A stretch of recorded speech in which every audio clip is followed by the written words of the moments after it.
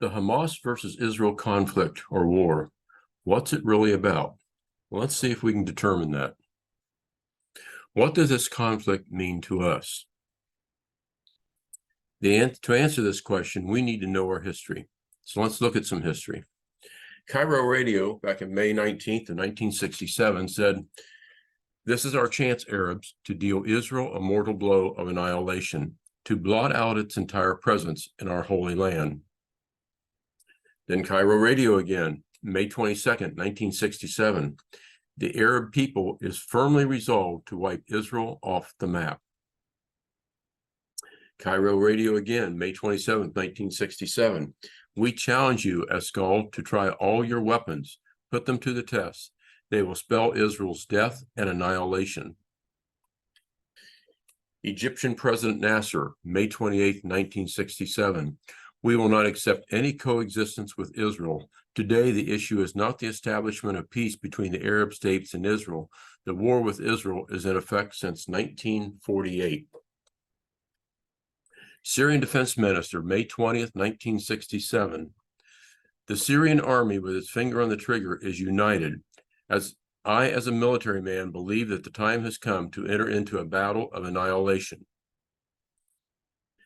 President of Iraq, May 21st, 1967.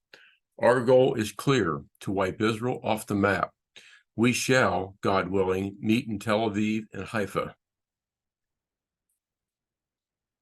These have all been quotes leading up to the 1967 Six-Day War. But has this attitude ended with this war in 1967? Well, let's look and see. President Ahmadinejad of Iran said in December 11, 2006, the Zionist regime will be wiped out soon, the same way the Soviet Union was, and humanity will achieve freedom.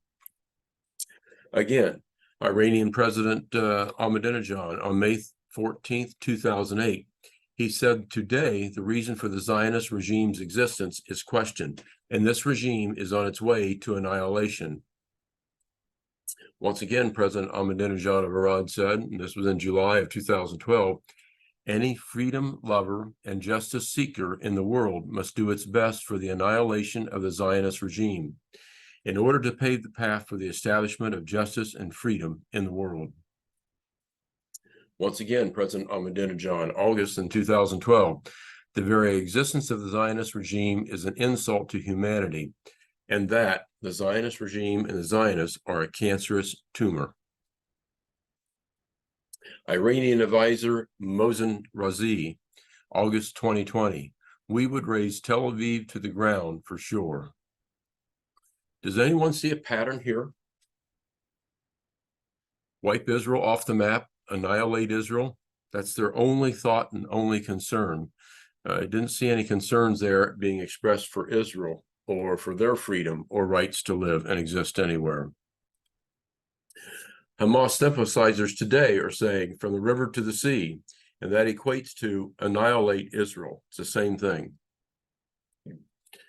Where does this all come from? Well, if we look back long enough, a little over 2,000 or 3,000 years ago, to the Psalm 83, the psalmist said this, "Keep not thou silent, O God. Hold not thy peace, and be not still, O God.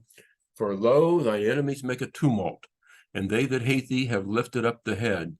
They have taken crafty counsel against thy people, and consulted against thy hidden ones. They have said, Come, and let us cut them off from being a nation, that the name of Israel may be no more in remembrance." It's amazing. It sounds exactly like what is happening today, and this was written somewhere between 2,000 and 3,000 years ago. The psalmist nailed it completely. Continuing on in Psalm 83, it says, "For they have consulted together with one consent. They are confederate against thee."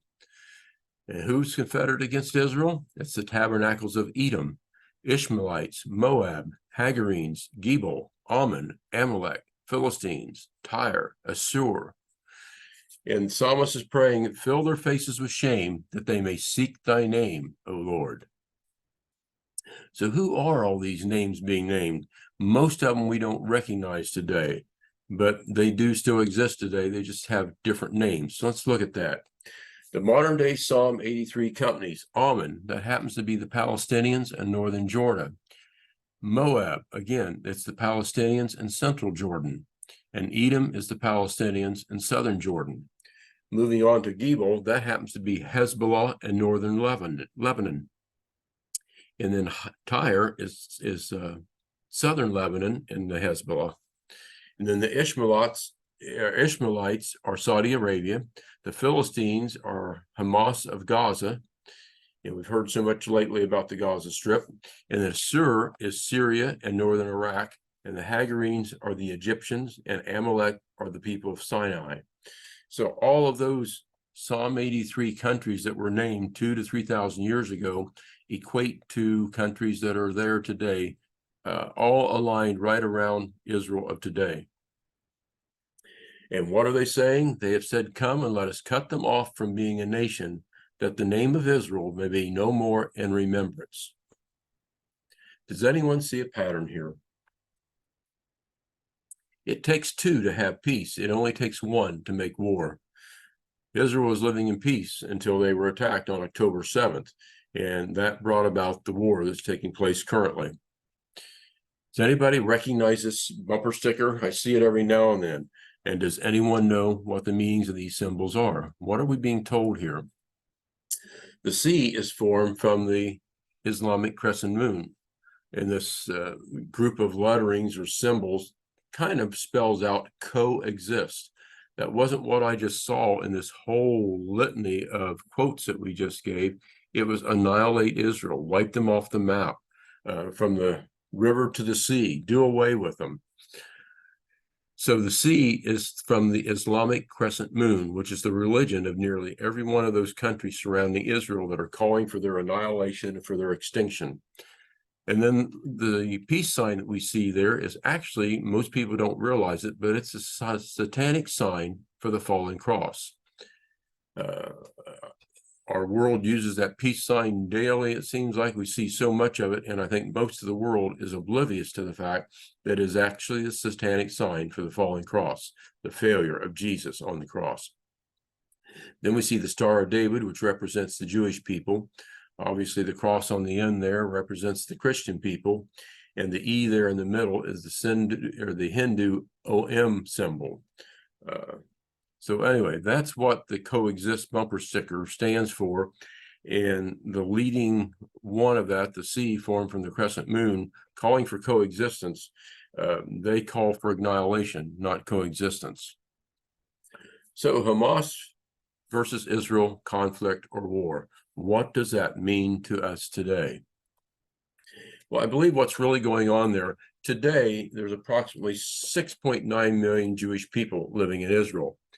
But if we look around the world, New York City has approximately 1.1 million Jewish people, and the state of New York, approximately 1.75 million people. That's obviously including the 1.1. America as a total has approximately 7.5 million Jewish people living in America, all told. That's including all of New York State and New York City. More people living in America than there are living in Israel today.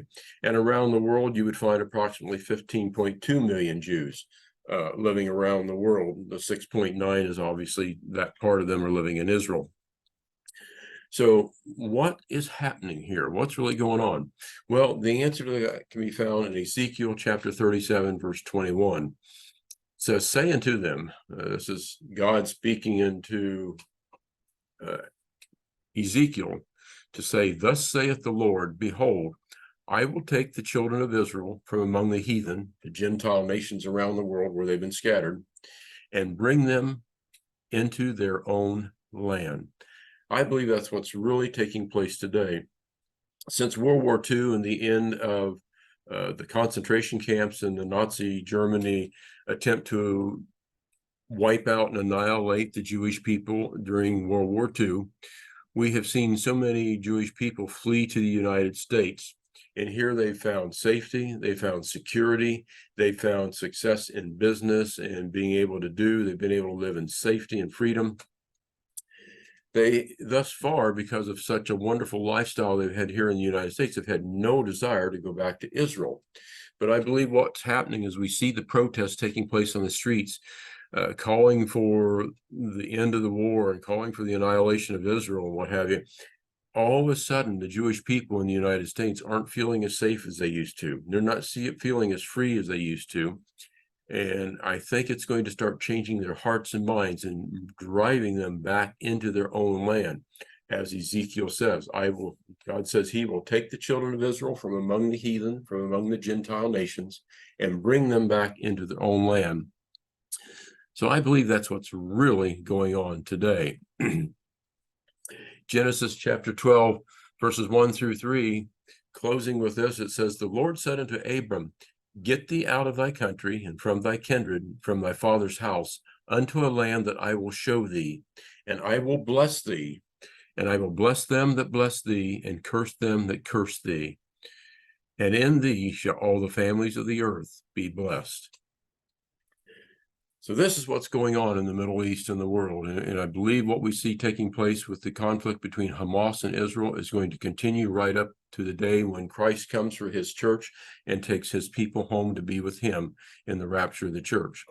If you want to know more about end time prophecies and how to understand the book of Revelation and other prophetic issues that are pressing in upon our time today, I invite you to get a copy of my new book, The Three Woes of Revelation Commentary.